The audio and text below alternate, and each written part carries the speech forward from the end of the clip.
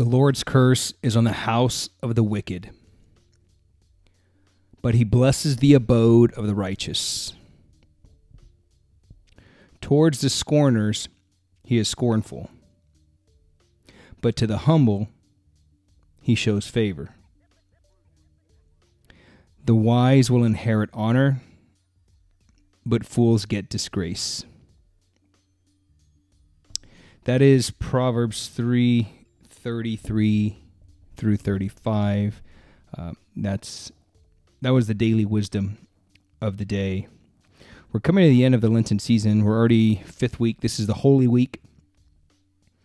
So this is Holy Week, essentially the last week Jesus is alive. Thursday is Passion Thursday, the day that Jesus washes the feet of the apostles. Eventually he institutes the Eucharist on the Last Supper, and eventually he's crucified the next day, and eventually rises on the third day. And so I got to thinking of this daily wisdom post, and again, it's just so cool how this always ties into the readings for the day. And the reading of the day is from the Book of Wisdom, Solomon's Wisdom, and some interesting tie-ins there. But it got me thinking, like, who are the wicked, right? Because it says the Lord's curse is on the house of the wicked. So it got me thinking, well, who are the wicked? Who are the wicked? Are they the people of today who reject God? Is that me? Anytime I succumb to sin, anytime I succumb to my guilty pleasures, my wickedness, my selfishness, my selfish desires, it's got to be me. And so one thing I like to do is when I come across these readings, because a lot of times we can take things out of context, right? And so I want to make sure that I have a good understanding of, what it is that I'm reading. And so the first reading is from the Book of Wisdom, chapter 2. And so usually what I like to do is, to get a good context, is I like to go back a few verses, maybe even the beginning of the chapter. If it's like somewhere in the middle, if the verse is like somewhere in the middle of the chapter, I like to go back to the top of the chapter. I'll read a little bit before, then I'll go through the reading, and then I'll read a little bit after, just trying to get full context of kind of like what's happening. And as I was reading the Book of Wisdom from chapter 1, verse 16 says, "It was the wicked who with hands and words invited death." It was the wicked who with hands and words invited death. And so it got me thinking, who brought death into the world? Who was the person that with their hands and their words invited death, right? So it just got me thinking. Got me thinking of Eve in the garden, right? How Eve reached beyond herself for wisdom instead of trusting in God.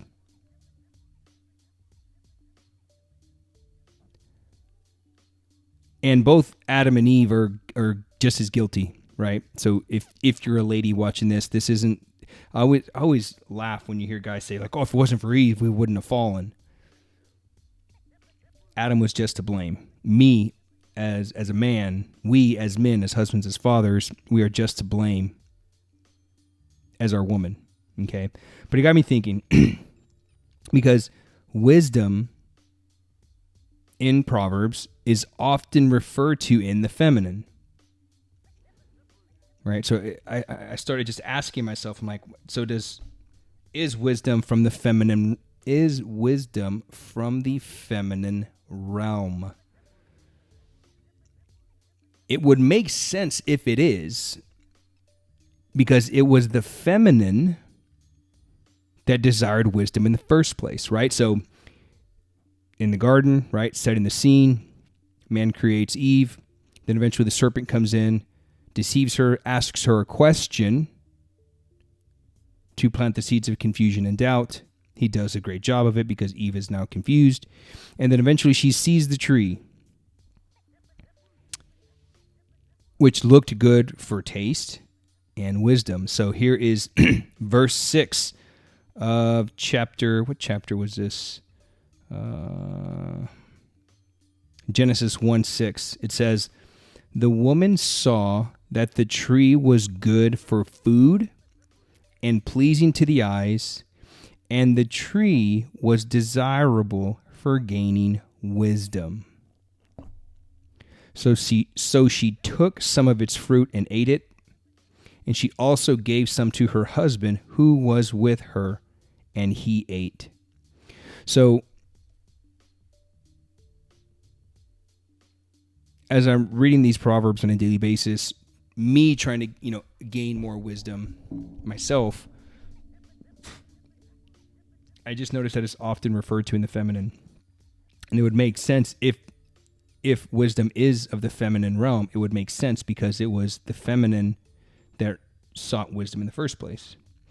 Now, there's something, so what I did was I backed up to Genesis 1, and I started taking a look at that, and God says something very interesting. Let me see if I can find it here. I believe it was 17. Okay, so something very interesting happens here. Here's why I say it's both Eve's fault, but I would honestly say it's primarily Adam's fault. Okay? So as men, we're called to lead. We're called to lead our family. We're called to be the leader, the king, the priest, the prophet of our household. Okay, but God says something very specific here to Adam once they fell. God says, to the man, he's actually, let me back up a little bit. Verse 8, it says, "When they heard the sound of the Lord God walking about in the garden at the breezy time of the day, the man and his wife hid themselves from the Lord among the trees of the garden. The Lord God called to the man and asked him, 'Where are you?'" So that is a very important thing there. God doesn't call to Eve. He doesn't call to the woman. He calls to the man. So to me, that is a key indicator that he called to the man because the man is the leader. We are the leaders, right? And he called to the man, "Where are you?" Now,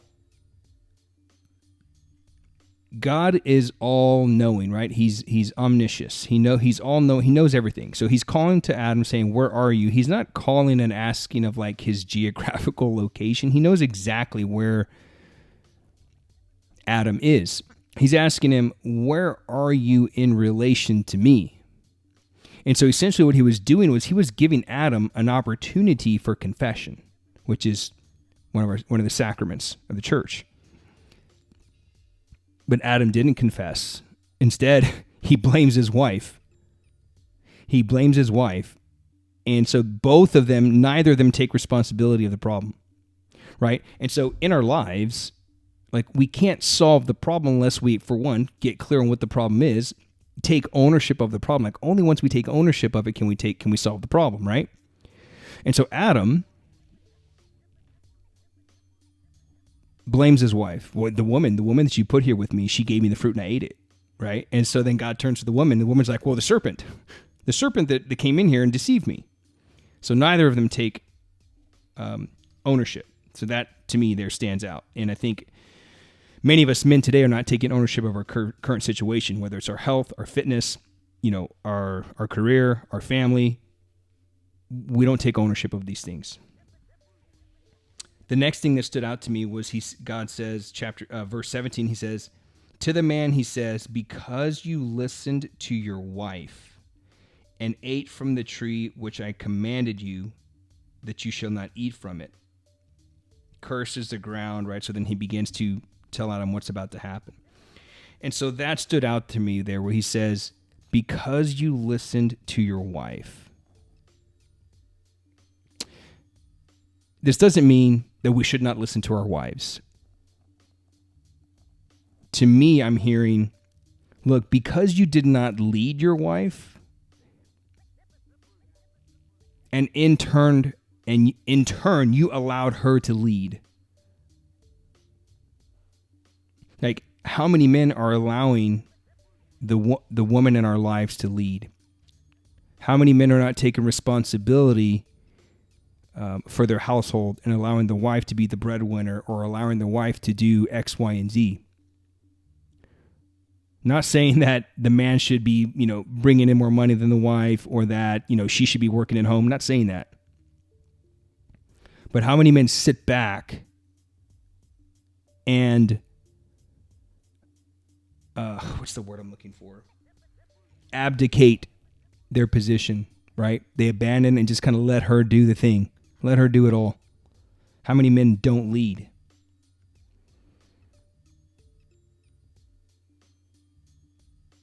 We are called to be the leader because God came into the garden and he called to the man.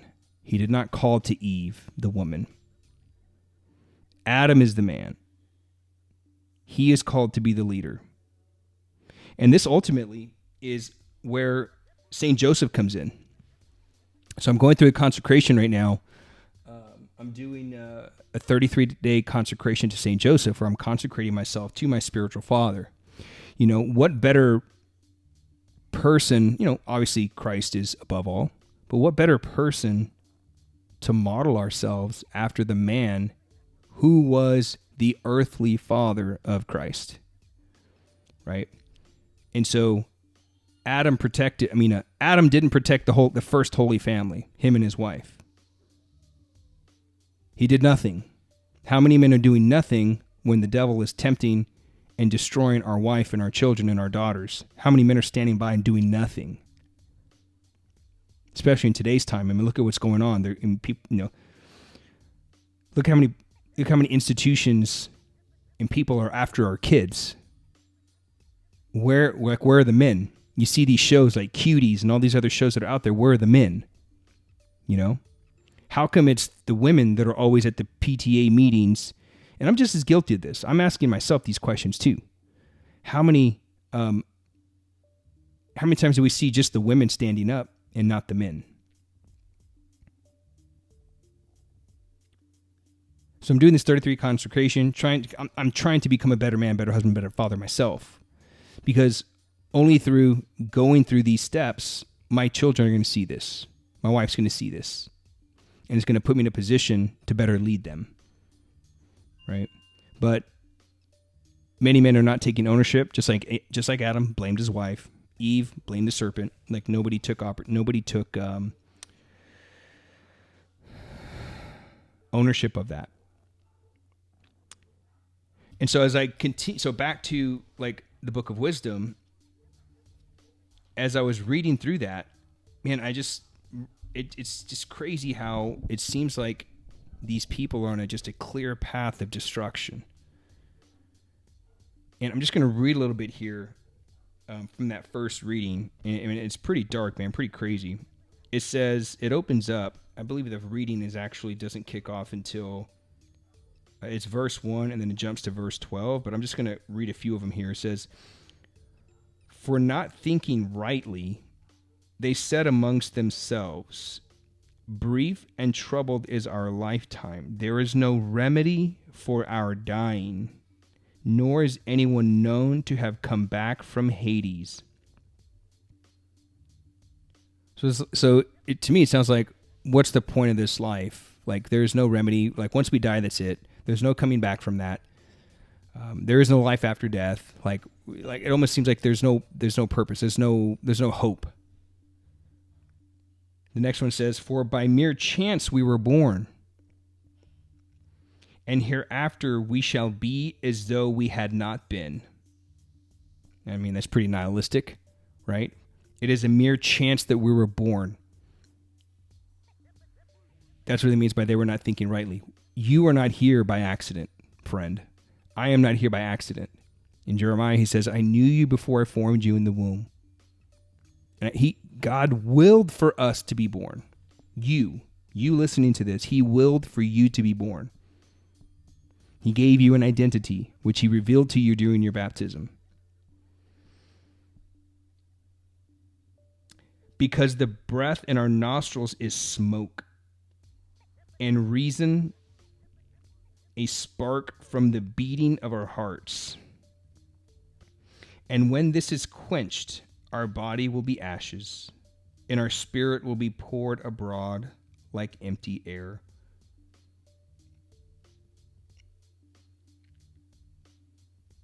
Skip down a little bit to verse 5. It says, "For our lifetime is the passing of a shadow, and our dying cannot be deferred, because it is fixed with the seal, and no one returns. Come, therefore, let us enjoy the good things that are here, and make use of creation with useful zest. Let us have our fill of costly wine and perfumes, and let no springtime blossom pass us by. Let us crown ourselves with rosebuds before the wither. Let no meadow be free from our wantonness. Everywhere let us leave tokens of our parament, for this is our portion, and this is our lot." Here's where it gets crazy. So it sounds like there's no point, there's no purpose of why we're here. Life is pointless. Life, the breath within my nostrils is but smoke. No one is going to return after death. So screw it.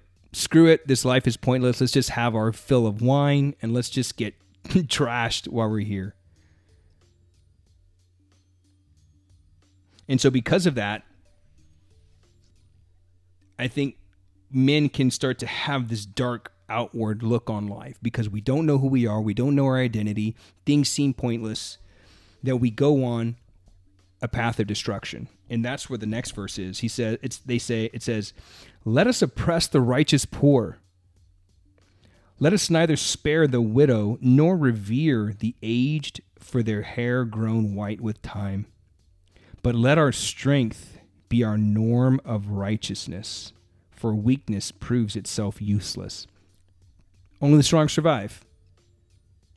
Let us oppress the poor, neither spare the widow nor revere the aged." So forget the older people, forget the women, forget the children. Let our strength be our righteousness. Let us lie in wait for the righteous one, because he is annoying to us. He oppresses our actions, reproaches us for transgressions of the law. He charges us with violations of our training. He professes to have knowledge of God. He styles himself a child of the Lord. To us, he is the censor of our thoughts. Merely to see him is a hardship for us, because his life is not like that of others, and different are his ways. He judges us debased. He holds aloof from our paths as from things impure. He calls blessed the destiny of the righteous, and boasts that God is his Father. Obviously, this is like a foreshadow of Christ to come, but this is you. This is me as well. Anything that happened to Christ is going to happen to us. Here's where it gets even better. Let us see whether his words be true. Let us find out what will happen to him in the end. For if the righteous one is the Son of God, God will help him and deliver him from the hand of his foes. With violence and torture, let us put him to the test, that we may have proof of his gentleness and try his patience. Let us condemn him to a shameful death, for according to his own words, God will take care of him. These were their thoughts, but they erred, for their wickedness blinded them. Dude, I tell you what, the wicked is me. The wicked is you. How many times have we tried to destroy someone that's trying to do something better? Obviously, this is a foretelling of Christ to come, right? This is the fifth. We're in Holy Week. But it just sounds like the wicked, which at some point I'm sure was you and me. on the path of destruction because there's no hope. They possess the wrong thinking, right? They lack wisdom because the curse of the Lord is upon them. I mean, think about Joseph from the Old Testament, right? The first Joseph in the Old Testament. Like, his brothers were like, dude, he's making us look bad. Like, let's just kill him. That's going on today in our world, dude. This whole, I'm not going to say the words, but smaccination versus unsmaccination. They're already talking about what are we going to do with these people that don't get it? Let's just ship them off to concentration camps. And eventually, like, what does that turn into? They're pointless. Let's just kill them. Get rid of them. And so Joseph's own brothers tried to kill him. They embarked on a path of destruction to destroy this guy because he was, the father loved him, etc. So when men lack identity, when men lack their purpose, when they don't have clarity on their purpose, they go on a path of destruction. And while they're here, they're just like, screw it. We're just going to live it up. Going to drink wine, going to booze it up, going to do drugs, like whatever. I'm only going to work and just make money. Like, there's nothing wrong with that, right? But like, we go down this dark path. And while we're at it, screw it. Let's oppress the poor. Let's get rid of anybody like in our way. Only the strong will survive. Right? Poor people, people of virtue are of no use to them.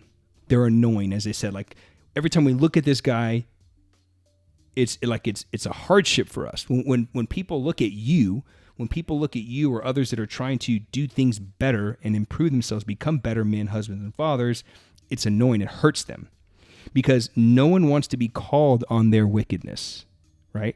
When you try to do what is right, people are going to take offense to it, man, because it exposes their own misdeeds. It's kind of like, it's people who criticize others for trying to better their life, right?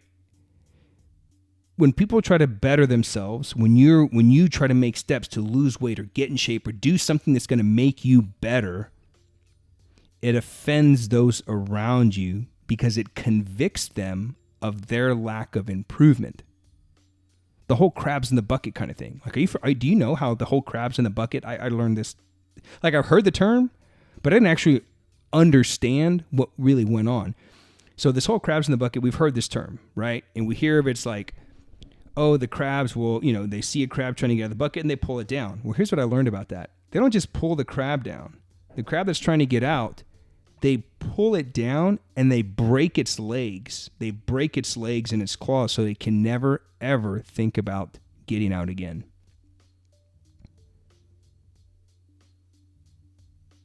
That's what they meant when they said, to us, he censors our thoughts. Merely seeing him as a hardship for us because his life is not like our others. When you begin to change your life and when you begin to make your life not like the others, when your ways become different ways, that's going to offend many people around you. Might even be the ones closest to you. Because again, it convicts them of their wickedness. It shines light on their lack of progress.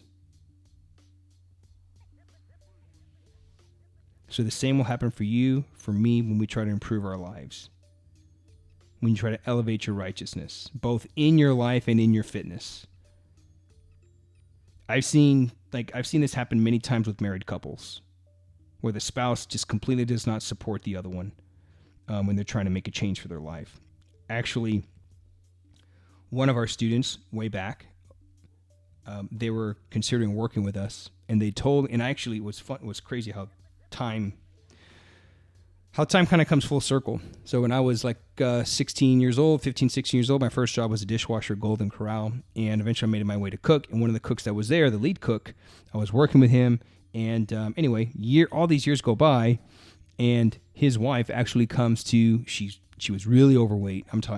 We're talking 400 pounds plus. She had already lost quite a bit of weight, but she was still a good 100 plus pounds overweight. Anyway, she said that because she was trying to make changes, trying to improve her health, trying to lose weight, trying to make healthy choices, this guy, who to this day is still a cook, still doing the same thing, would intentionally wake her up in the middle of the night and feed her to keep her overweight. That's the wicked. And this happens both ways, right?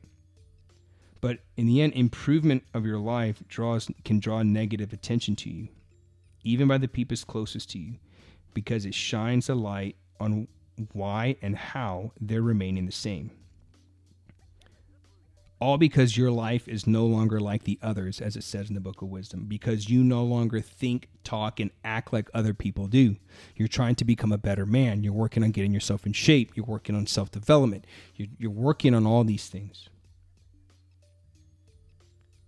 Men change when they follow Christ. Men change when they get clear on their identity. When they profess themselves as sons of God, as in that Book of Wisdom, as it said. And the whole part about when they're like, well, let's just freaking put this dude to the test. Obviously, they're talking about Christ who's coming. Or at that time, Christ hadn't come, but the just one, the guy that's trying to improve his life, that's trying to do good things, that's trying to acquire virtue. Let's just torture him, put him to the test, and let what they said here, that we may have proof of his gentleness, and try his patience. People are going to try you, man. If you're trying to be better, if you're trying to do these things, and they're like, let's just see how, quote unquote, like righteous this guy is, because they want you to reverse yourself. That's actually why when they crucified Jesus, a lot of them went to the crucifixion, because they wanted to see, like, this guy says he's the Son of God. He says all these things, but I bet when he's being nailed to the cross, he'll reverse himself and curse us. So they wanted to see if he would do that, but he didn't, because he's God, all-knowing. Instead, what did he say? Father, they do not know what they do. They know, what do you say? They basically, they don't know what they're doing. They don't know that they're killing you. And Christ also said, don't worry if the world hates you, because it hated me first, right? Anything that happened to Christ is going to happen to us at some point. If we continue to stand up, we try to be better, we try to follow his commandments, and we try to do these things, people will see that. It will convict them of why they're still the same, and they will go on a path of destruction to put you to the test.